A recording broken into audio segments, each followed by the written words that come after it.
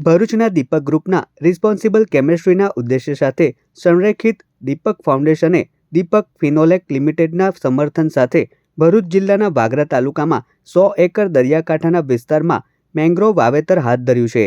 છેલ્લા 1 વર્ષમાં દેશના આ પ્રથમ દરિયાકાંઠાના સ્વયંસેવકોના નેટવર્કે 75 પ્રજાતિઓનું દસ્તાવેજીકરણ કર્યું છે, જે IUCN રેડ લિસ્ટ શ્રેણીઓ હેઠળ સૂચિબદ્ધ છે.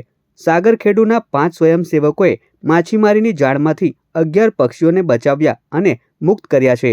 તેમના અવિરત પ્રયાસો બદલ પ્રશંસાના પ્રતીક તરીકે દીપક ફાઉન્ડેશન, દીપક ફેનોલિક લિમિટેડ અને ભરૂચ વન વિભાગે મળીને કુદરતી વિજ્ઞાનમાં અને આપણા સહ રહેવાસીઓના જીવન બચાવવામાં અનુકરણીય યોગદાન આપનાર 8 વ્યક્તિઓનું સન્માન કરવામાં આવ્યું હતું.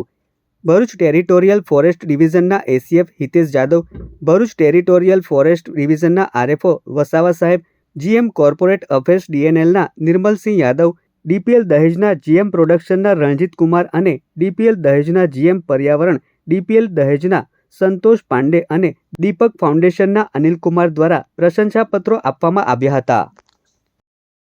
સરસ આપણા વાગરા તાલુકાના જે દરિયાઈ એરિયા છે એનામાં જે જીવસૃષ્ટિ છે એની બુક પ્રકાશિત કરી રહેલા છે. સરકાર તરફથી પણ ઘણો સપોર્ટ છે, ફોરેસ્ટ તરફથી પણ અમને બહુ સપોર્ટ મળ્યો છે અને આવા વધુ સારા અમે કામ કરી શકીએ, કારણ કે આ બધા નિગ્લેક્ટેડ એરિયા છે કે ઘણીવાર આમાં સમય અને સાધન અને પૈસા ત્રણેયની જરૂર પડે અને એ અમે હંમેશા કરતા રહીશું. અને જે લોકો આપણે ભાઈઓ તમે લોકો જે પણ જોડાયેલા છો, વધુ તમારા મિત્રો સાથે વધુ ફોટા પાડી વધારે આપણે સારો તમારો જ એરિયા છે, તમારી જમીન છે, તમારો જ ત્યાં ગામ છે, એને આપણે વધુ સારી રીતે એ જ એન્વાયરમેન્ટને કેવી રીતે સારું રાખી શકીએ એવું પ્રયત્ન કરજો.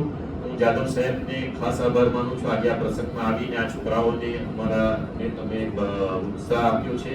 વસાવા સાહેબ આવું અમને સપોર્ટ કરતા રહેજો ને અમારે લગતું કંઈ પણ કામ હોય, એન્વાયરમેન્ટ, ફોરેસ્ટ અને કંઈ પણ સપોર્ટની જરૂર હોય અમને જણાવજો, અમે સરસ કરીશું. Thank you.